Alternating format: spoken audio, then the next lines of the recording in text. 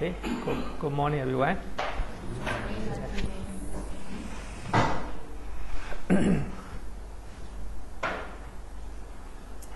Kalama Sutta is from Anguttara Nikaya, chapter 3, sutta number 65, right?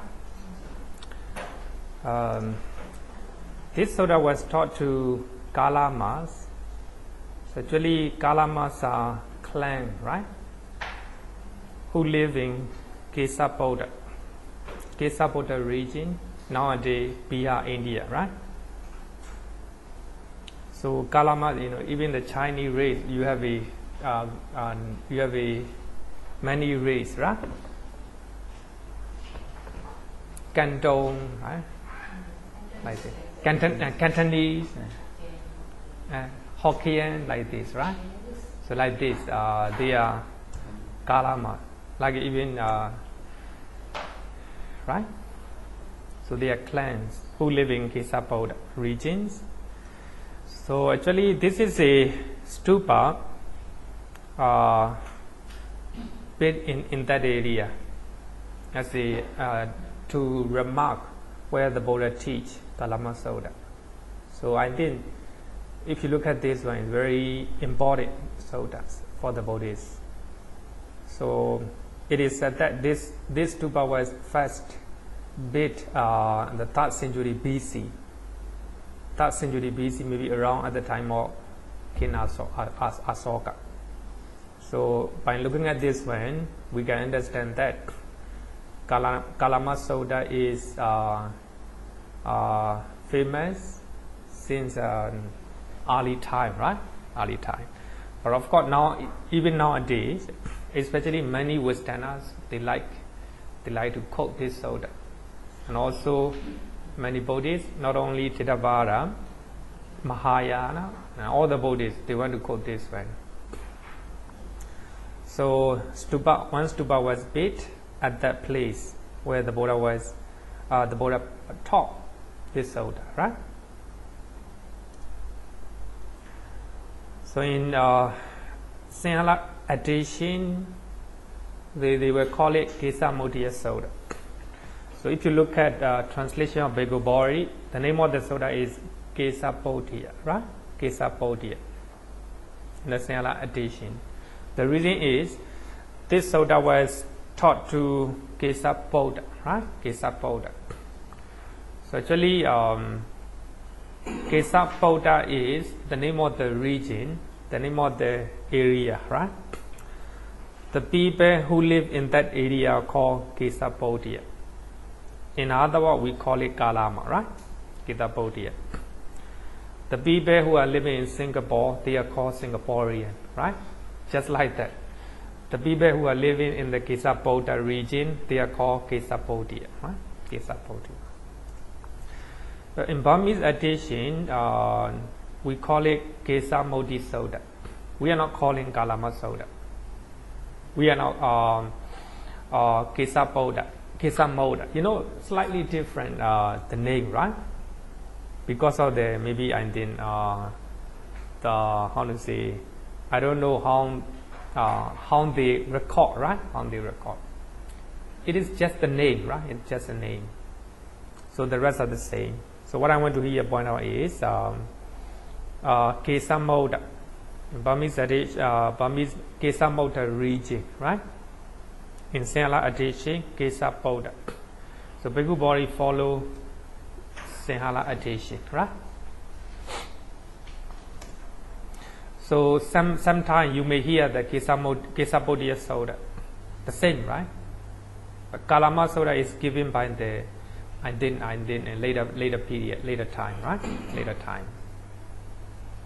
The name of the stupa built at that area are called Kesariya, right? Kesariya. So this sutta is often cited as the Buddha's charter of free inquiry, right? Free inquiry. I think that is the most important highlight nowadays, right? Nowadays. So if we want to talk about characteristics of Buddhism, we normally quote this sutta, Kalama Sutta. So the reason is in this sutta, later you will find, the Buddha give full freedom to all, right?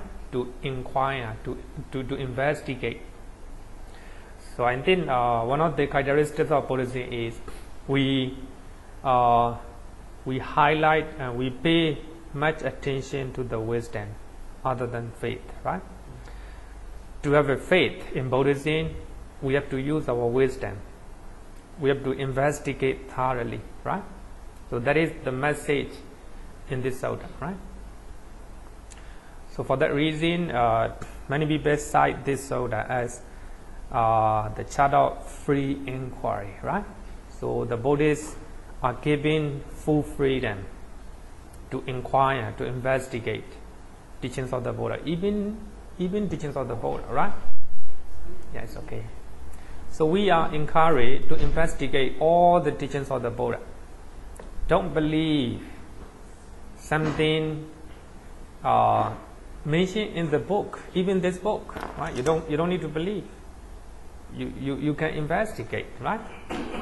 So actually, it's the characteristics of Buddhism. But most religion, majority of the religion, they will say that don't question, don't investigate. Whatever written in the book, believe it, right? Don't question. Actually, they are not allowed to question. So last week, let's see. One of the guys came and attended the courses, and he said that when he was in the discussion session and in the classes, he normally questioned to their teachers. So for that reason, they do not like. So he moved to this temple, right? Actually, Buddhism, you can ask question, right? Anytime. So we are giving full freedom. So particularly this sutta guarantee Buddhists to inquire thoroughly, right? So we are giving full freedom. So this sutta is famous for that, right? Famous for the Buddha's chapter of free inquiry. But actually, you have to take note that the main message of this sutta is not chapter of free inquiry. We forget it. We overlook. The main message of this sutta is the Buddhist way of life, how we should lead our life. So that is main message. And then if you read the sutta carefully, you will see that this sutta talk about the Buddhist way of life, how we should live our life, right? That's the main message in that sutta. But of course, people, they take the first part of the sutta as a highlight of this sutta, right? So they forgot about the main message from this sutta. That is very important one, right?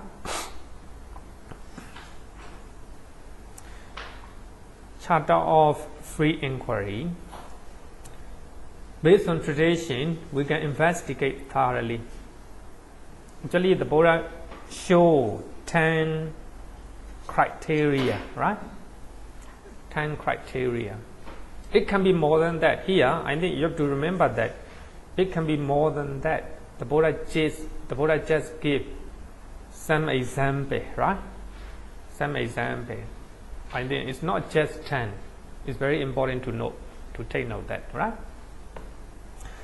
Based on tradition, we can investigate, right, thoroughly. Number one, the Buddha said that do not go by oral tradition. Do not go by oral tradition, right? So we have many things in our life handed down by oral tradition, right? By hearing our parents, our grandparents, our great grandparents, like, so they will talk about you should do that, don't do that, follow this one, right? Behave in this way. So there are rules and regulations, there are traditions, and there are rites and rituals, right? We are following because we are taught by our mother, our parents, grandparents, great-great-great-great-grandparents, right? So because of that, you are following blindly normally. We are always following blindly. The Buddha said that, do not go, right? Do not go by that. Do not go by oral tradition. Just because, so these are laid down by your ancestors, right? Including legends, right? Legends. There are many legends in every society, every country, right? So you don't need to believe, right? Just because it is handed down by generation to generations, right? But you have to investigate thoroughly. That is the first one. Number 2, do not go by linear teaching. Do not go by linear teachings. So actually, this one is from generation to generation, right? Traditional belief, rites and rituals, all these one traditional, right? So you don't need to believe just because this is a handed down, laid down by linear teaching, right? It comes from our great ancestors, right? You don't need to believe, but you have to investigate thoroughly, right? Later, the Buddha will show how you can investigate, right? The Buddha will show. Before I taught this one, I need to highlight that. I need to talk about a little bit of Kalama.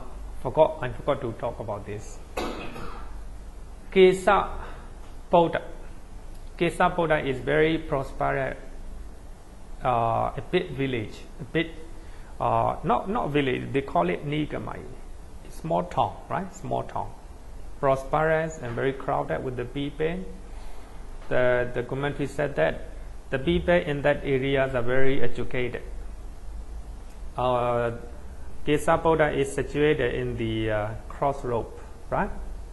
Maybe there may be the river, and also important halfway the important road, right?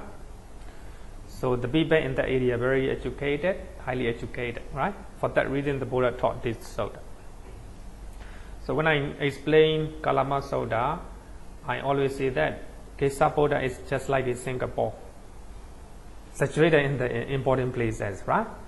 So for that reason, many religious leaders, they will come to Kesapada and they will teach their own doctrine, their own teachings. So these are the truth. You have to follow this, right? Another group of religious leaders will come and teach again. So only what I taught is truth. What they taught is wrong. Another people also will come. So only what I'm teaching is the true teaching. Don't listen to other people, right? So what they say is wrong.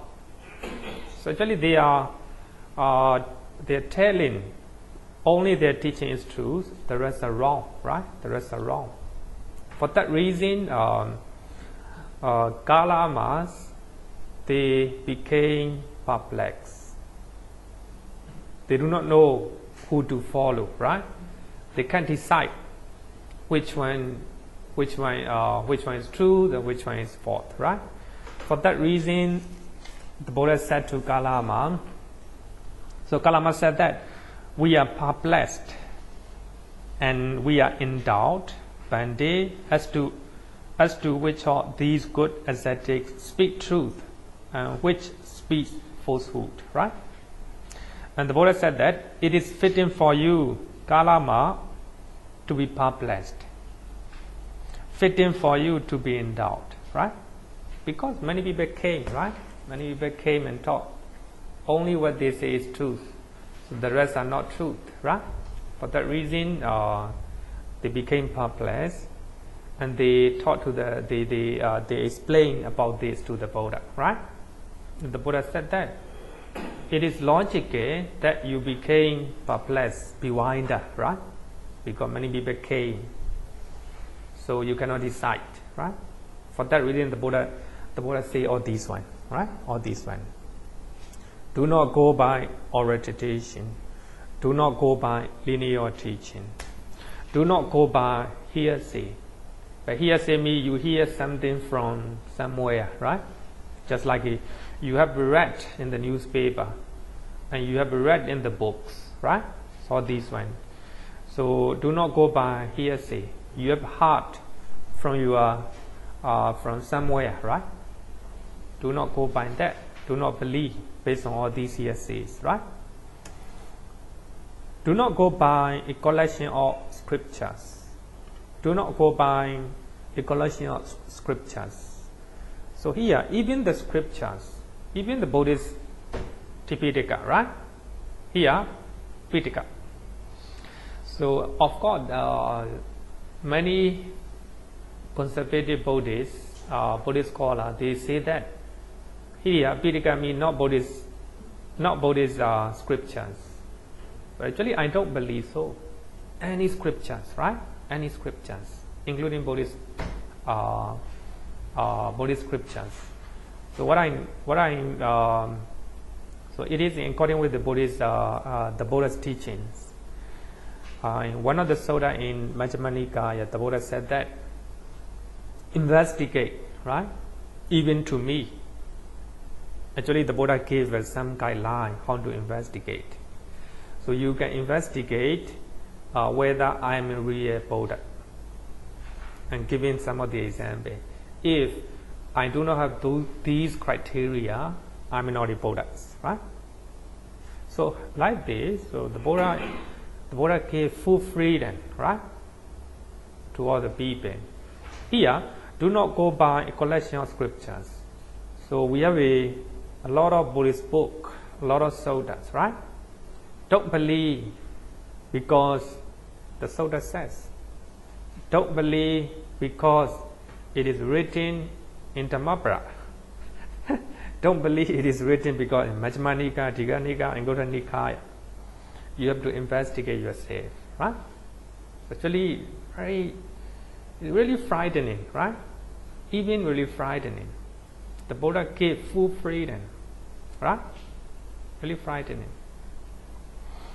So in Myanmar, we have a one famous monk who converted from Islam. So now he's very famous.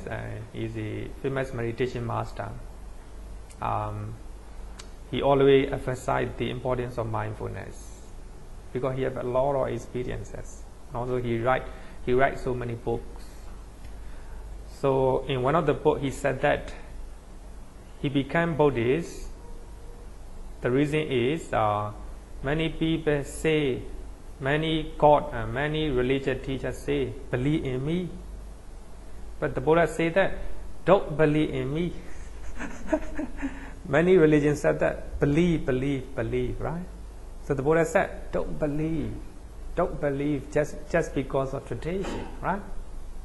Don't believe just because it is mentioned in our religious book, right? So the Buddha have given full freedom. Because of that one, he said that he became Buddhist, right? He became Buddhist. Sorry, one name was the person name, master Jotika, Ujotika.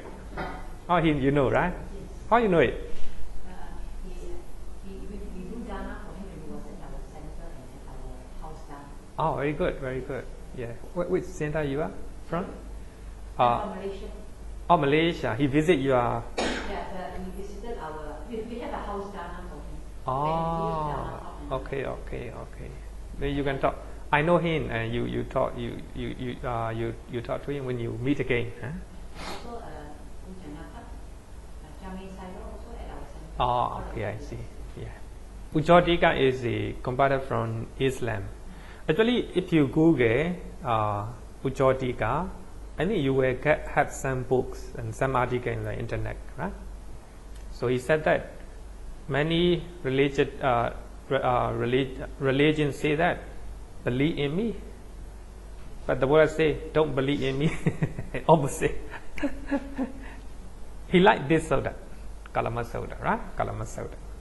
Because of this one, I think many people became Buddhist in the West as well, right? In the West as well. So what I want to point out here is even something mentioned in the Buddhist book, we don't need to believe blindly, right? So we can examine, we can investigate. If you think this is not correct, you have the right to object. It doesn't matter, right? Next one is based on reasoning.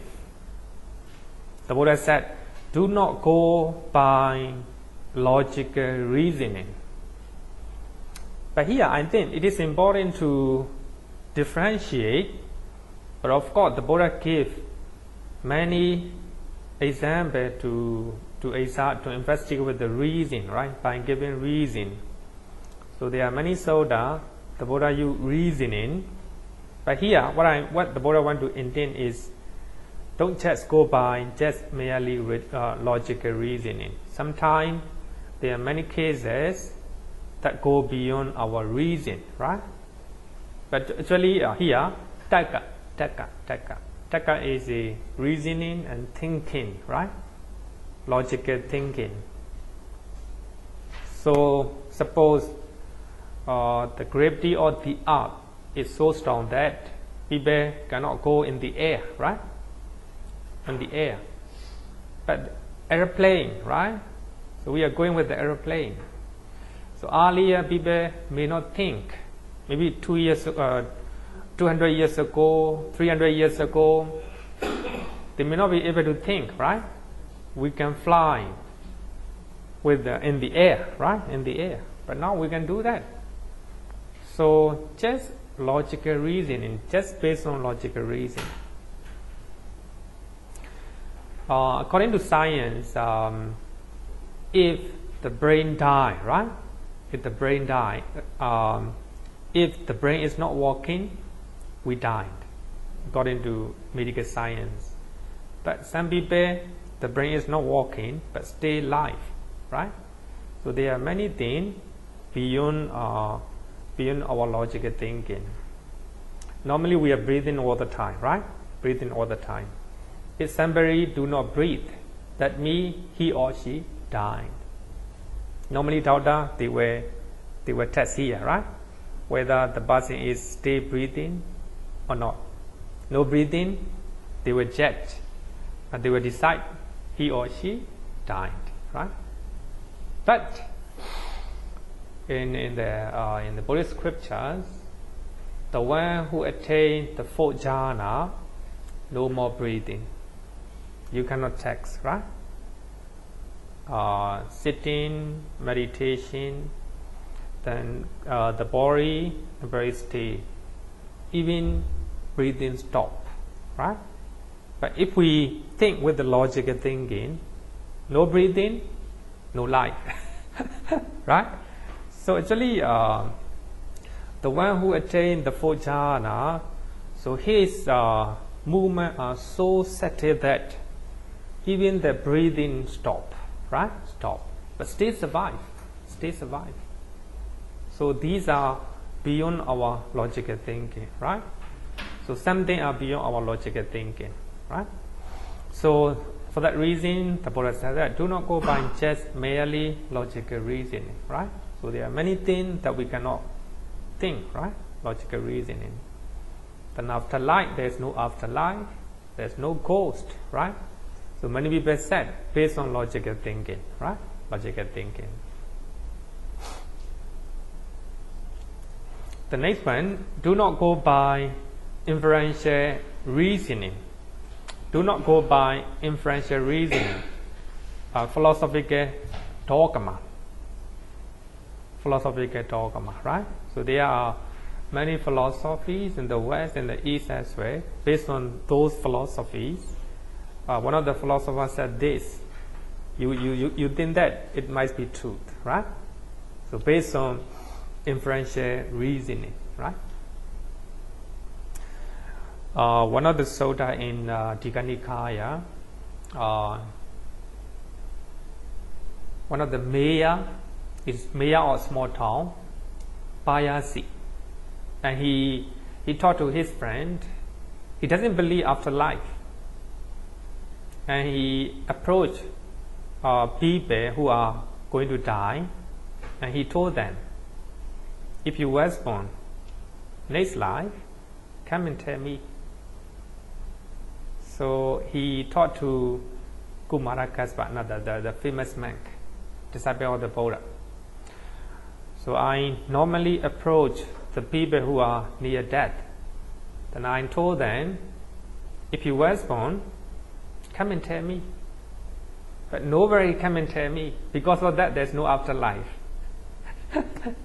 So at the time of the Buddha, right, in the Digha Payasi Sutta, right, it's very famous for the examining about afterlife, right?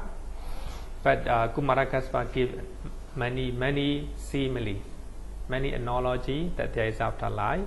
But Payasi, the mayor of small town, he said that there's no afterlife. I have a lot of reason, right? A lot of example. Just like that philosophical dogma, right? So based on, do not go by inferential reasoning, right? I told many people, if you was born, just come and tell me. But nobody come up. Because of that, there's no afterlife. Do not go by reasoned cogitation, right? Just common sense, right? Common sense. Of course, there are sometimes we can judge with our common sense, but many things that we cannot judge, right? Judge with the common sense. Do not go by acceptance of a view after pondering it. So you will ponder, you will investigate, right? For some time, then you have a reason of view, right? One's own opinion, right? Based on one's own opinion, don't go by that. Don't believe and don't follow, right? So these are based on reasoning. So even the reasoning, actually there are many reasons in, especially in the West. The university, they will teach how to think, right? How to find out the reasons, sound reasons, right? So for that reason, so when they are examining, when they are studying about mind, just reasoning is not enough. So when they want to test, how to say, the result of meditation, they have to invite serious meditator from the East, from the Asian countries, they examine, right? Because they cannot judge based on logical reasoning. So they will invite serious meditator and they will test with the machine. Only by that way they can judge importance of meditation, the effect of meditation, right?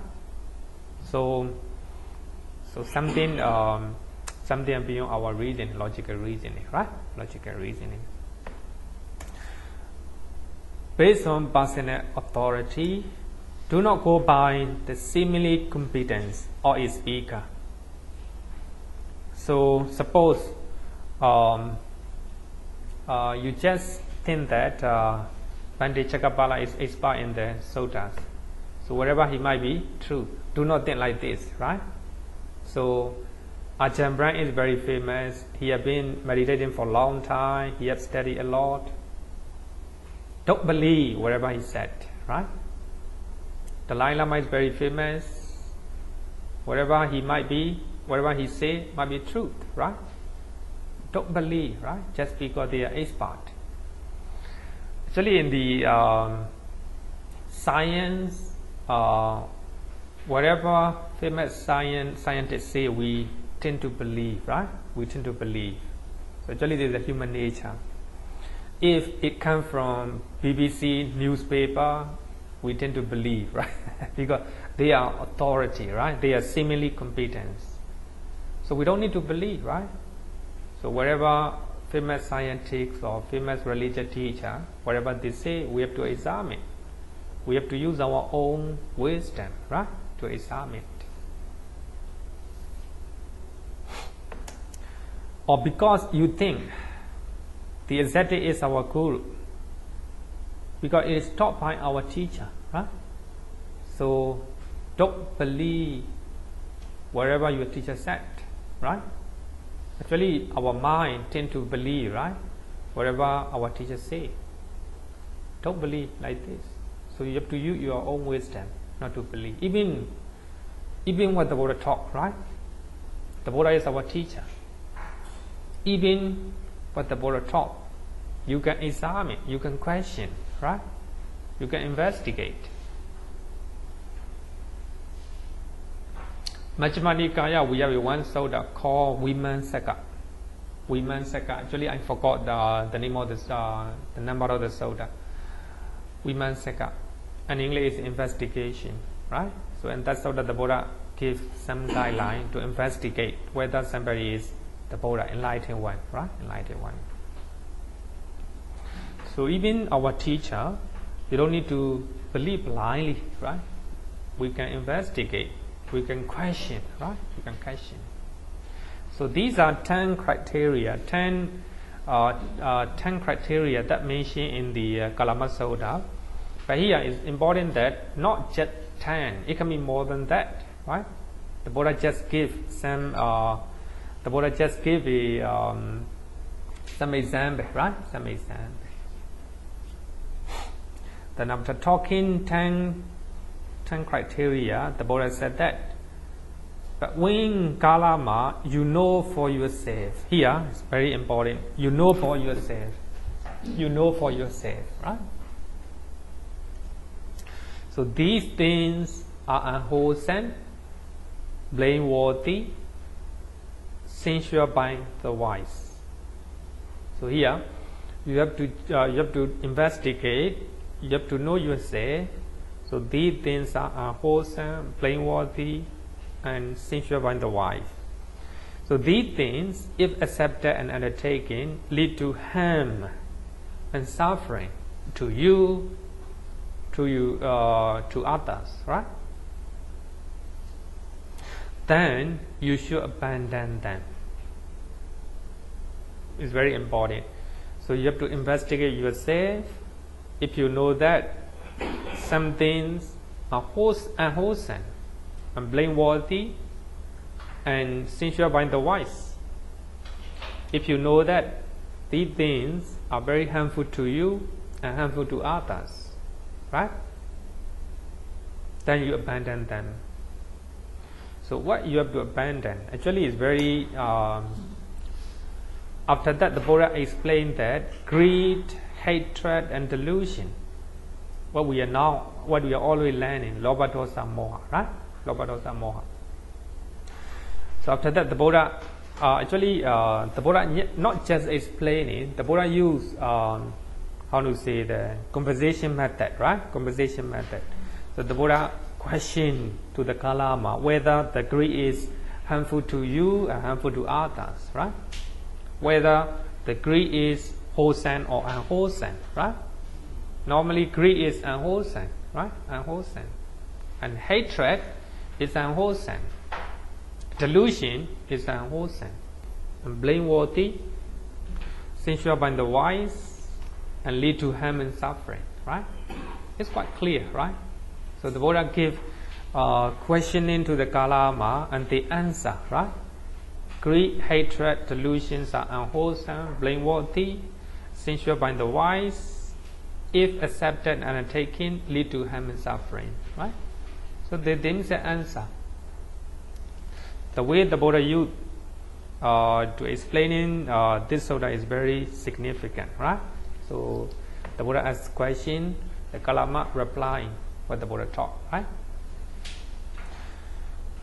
So here, greed, hatred, delusions are unwholesome, and it is harmful to you, harmful to others. For that reason, we should abandon them, right? We should abandon them.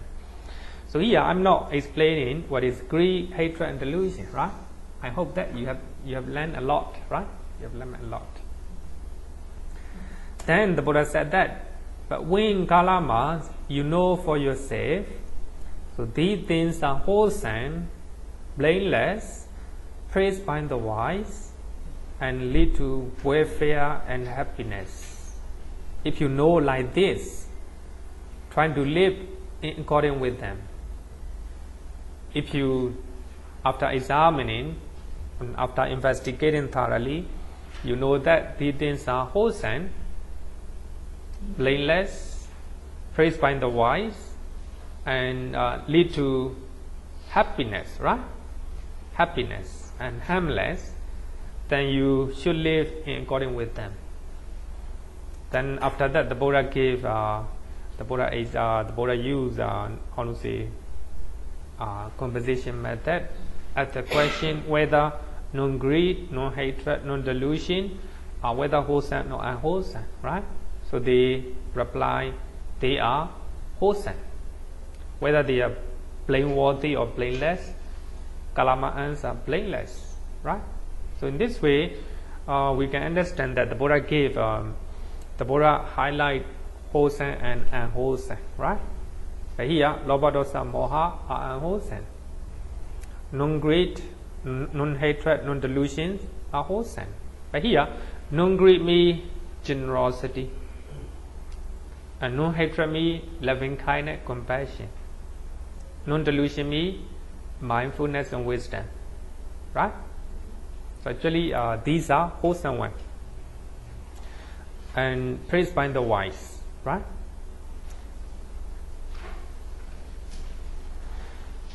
Then the Buddha explained a way of living with the 4 divine dwellings. 4 divine dwellings, right? The noble disciple who is devoid of longing, but longing is a lobha, right? Ill is hatred. And confused is a the opposite of moha, right? Opposite of moha. Non-delusion, right? Clearly comprehended. This is a non-greed, non-delusion. Ever mindful, non-delusion. The opposite of moha, right? Moha. So, if who is a noble disciple who is devoid of lobha, dosa, moha, right? And dwell with the mind of loving kindness, metta, right? Compassion, karuna, altruistic joy, mudita, and equanimity, upekkha.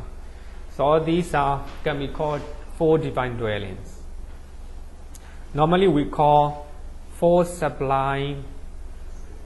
4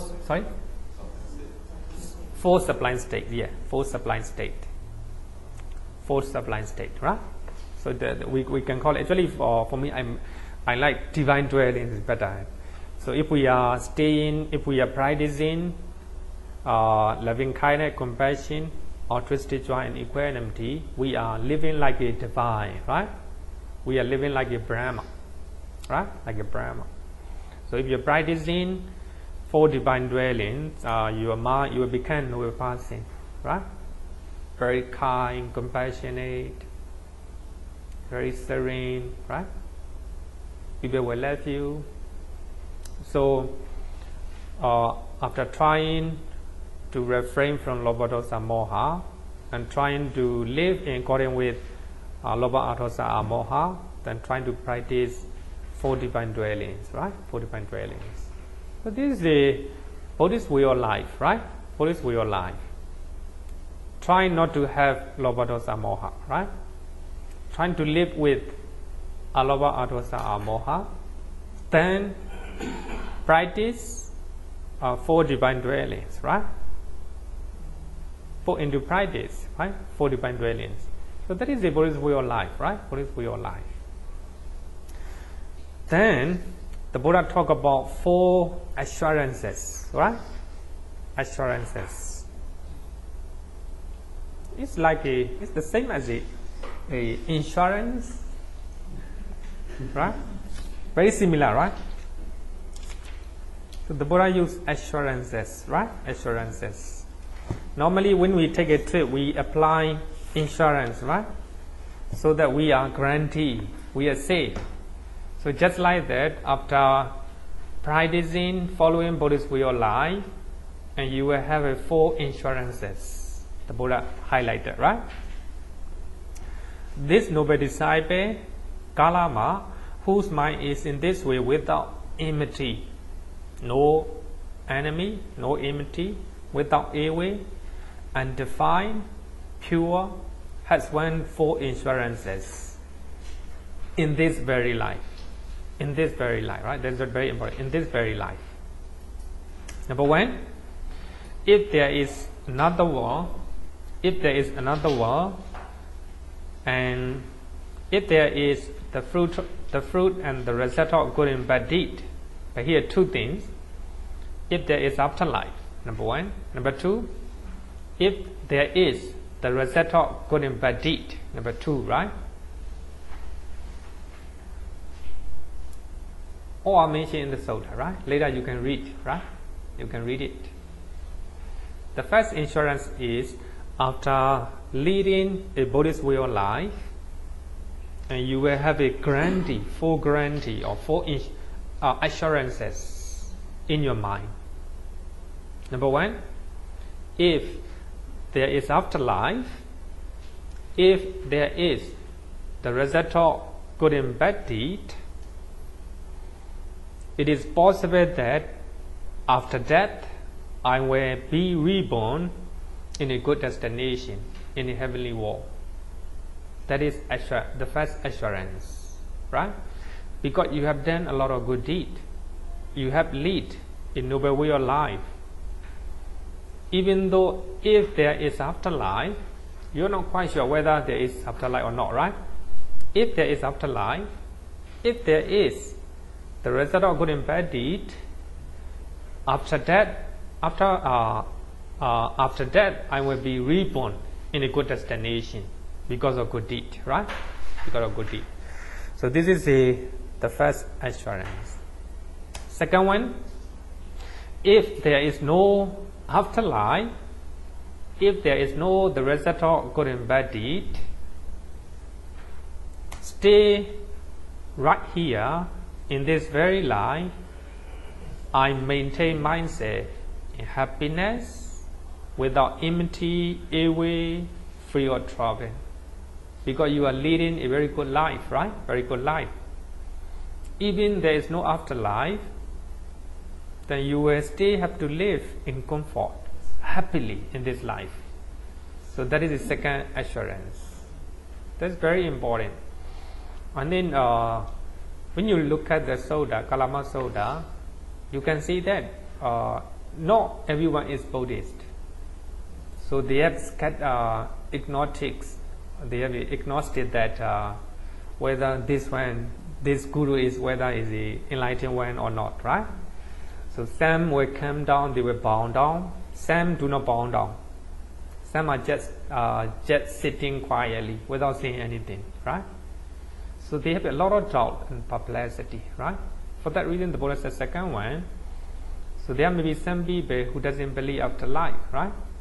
Even nowadays, there are many, right? Many.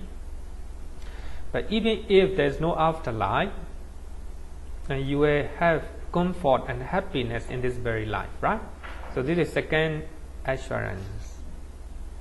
The next one, suppose evil comes to one who does evil. Suppose, right? He's giving the, suppose evil comes to one who is evil deed. For those who are doing unwholesome deed, the result of unwholesome will come, right? If you believe so, right? If you believe so. Then, when I have no evil intention toward anyone, how can suffering afflict me? Since I do no evil deed. So that means, if there is the result of unwholesome deed, right? But I haven't done any unwholesome deed. For that reason, so the result of unwholesome deed will not come to me, right? So this is a third assurance. Number 4, suppose evil does not come to one who does evil.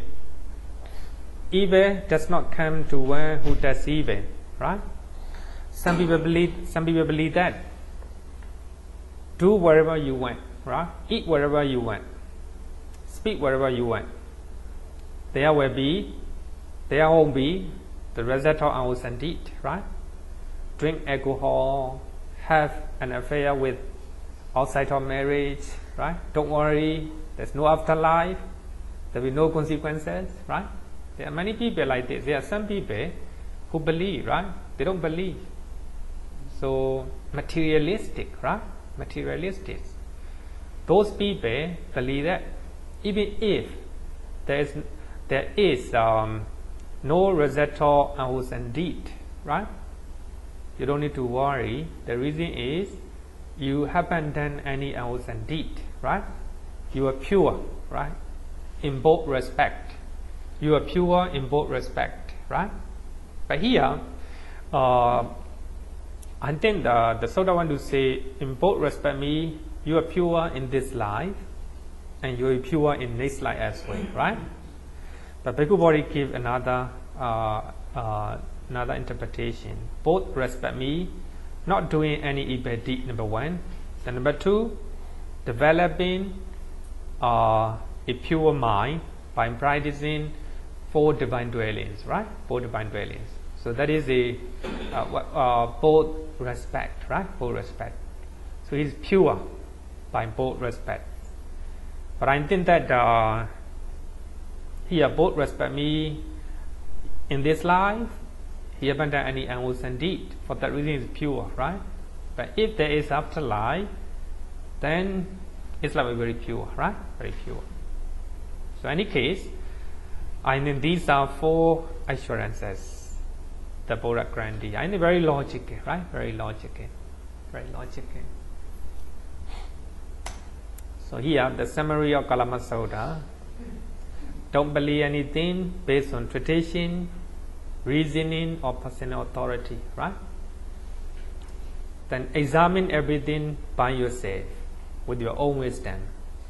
So if they are not harmful to you and others, so if they are beneficial for you and others, believe them and follow them and practice them.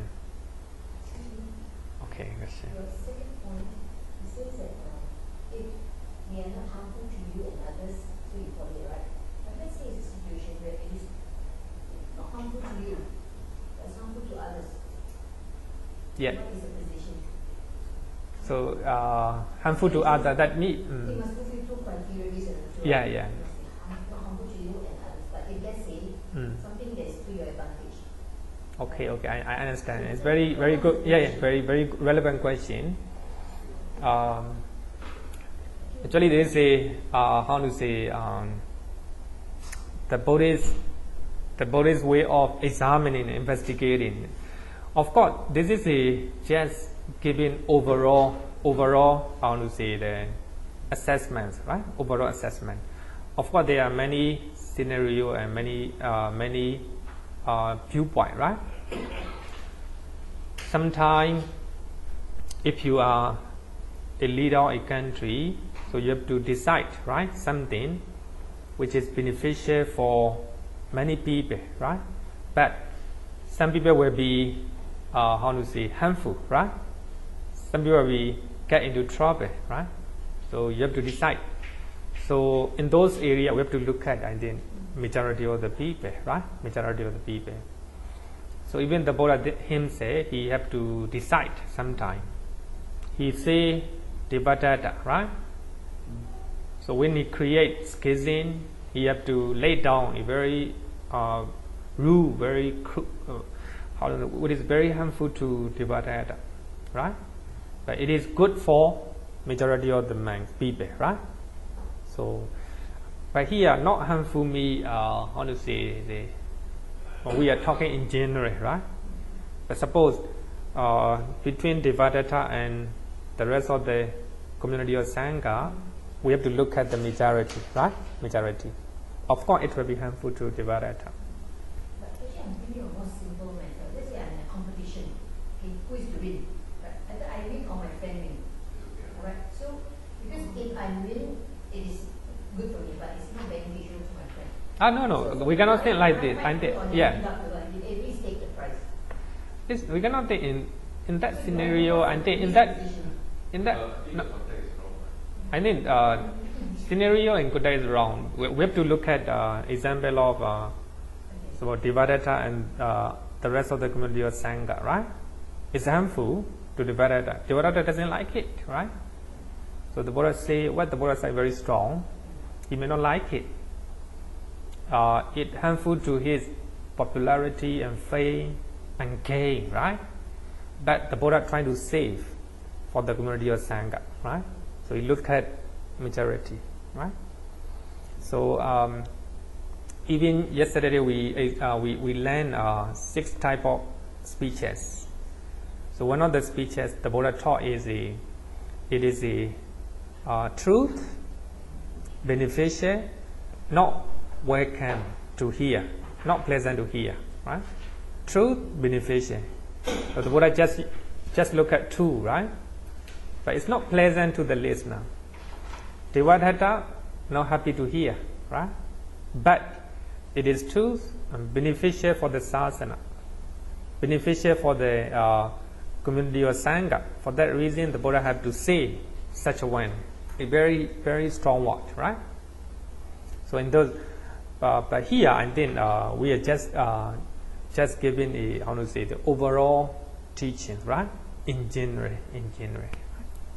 Okay. So it's we have a limited time. So sorry. I think it's good to have a question, but trying to live, then examine everything by yourself. If they are not harmful to you and others, and beneficial for you and others, believe it and follow it, right? Follow it. Trying to live with 4 divine dwellings: loving kindness, compassion, altruistic joy, and equanimity, right? If you lead such a meaningful and blameless life, you will have 4 insurances, even in this very life, right? So these 4 things, right? So this is the summary of the Kalama Sutta. Okay, question? Can I have a 5 minutes, right? 5 minutes, okay. Okay. Question? Any question? Okay. In relation to the example she quoted just now, between the competition between her and Yeah. can we say that so long as she do it in a righteous way, it is okay? Yeah, of course, yes. Back to the thing, when we enter a competition, we know there's winner and and we actually achieve that by abiding the rules. Yeah. I also want to make reference to an example. It was a recent in the newspaper. There was this motor car racing. Sorry? Motor car racing. Oh, okay. What was that? There was this particular rider. He could squeeze the brake off the competitor. Oh. Alright. And of course, he was caught in a rush. Assuming he was not caught, and the fellow fell, and he actually won first prize. I think he's actually inflict injury to other people. I see, yes. So when we do anything, we should not cause infliction to ourselves and to others. Yeah. It's because of the law, right? Yeah. Greed. He won the first prize. Yeah. For that reason, he made wrongdoing, right? It's harmful to others, right? Even if we should not inflict harm to ourselves. So when we do anything. Yeah. So both, when the Buddha said 3 things, it's harmful to you, including you. Sometimes people, some people do a lot of volunteer job, right? They sacrifice their life, their health, their family. They are spending a lot of time volunteering, right? But it is, if harmful to yourself, it's harmful to your family, not good, to extreme, right? Number 1, it must not be harmful to you. Number 2, it's not harmful to others. And the last one is both. The Buddha say both, right? So the Buddha normally use this method, many soda. So we have to, of course, there are, when we do something, how to say, the minority or few people will be harmed, right? They will get into trouble, but you still have to do it, right? If you do not do, I think, but it must be in righteous way, of course, right? Righteous way. Many people believe, many people criticize Singapore government. They use cane punishment, right? Cane punishment. It's very harmful to the to the ruler, it's good for the society, right? Because of those punishment, people are afraid to do wrongdoing, right? So we have to look at. So the Buddha just gave a overall assessment, right? Over the rules, right? So we have to look at it in this way, of course. So whatever you do is not harmful to you, not harmful to others, not harmful to both. The best, right? The best. But sometimes we're going to be one example. Some country, after doing wrongdoings, they were punished by way of they will have to do cleaning the one area, right? For maybe 1 day or 20. Community service. Right? I think it's very, very, very good, right? Not harmful to the doer, right? It's very beneficial both, right? Instead of punishment with the cane punishment, if we can do such one will be better, right? But actually, most of the Asian countries, not Asia, right? Asia countries, they were not afraid to do such one, right? So for that reason, we have to practice cane punishment, very hard punishment, right? So most of the countries in the Europe, they have been trained, right, with a lot of rules and regulations. So their mind became very, how to say, they are in a habit, right? They are in a habit to live abide by the law. So for that reason, they don't need a very hard punishment, right? Hard punishment. But in the case of Asia, right, we cannot do such one. So what I want to say is, of course, in general, if it is not harmful to you, not harmful to others, not harmful to both, the best, right? But sometimes it may be harmful to you a little bit, right? Right? It's okay. You still have to do it, right? You sacrifice yourself, right? Okay, and then have to give the teacher I Ahi. just don't know. Do you know the equivalent of the Kalama Sutta in the Agama? Yeah. Sorry, I do not know, but Bhikkhu Bodhi mentioned in the note. So I think almost the same, but only some part, right? Actually, it's very good to compare with the Agama. So actually, they are almost the same. Only some important cases, right? Bhikkhu Bodhi mentioned in the note on the same important part.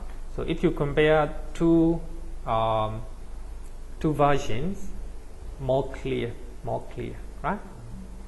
And Bhikkhu Analio, German scholar man, he made research comparison with the Pali Canon and Agama between Majjhima Nikaya, not Anguttara Nikaya, right? Not Anguttara Nikaya. It's good. Okay, so thank you for your time. Sorry? I will send it to you.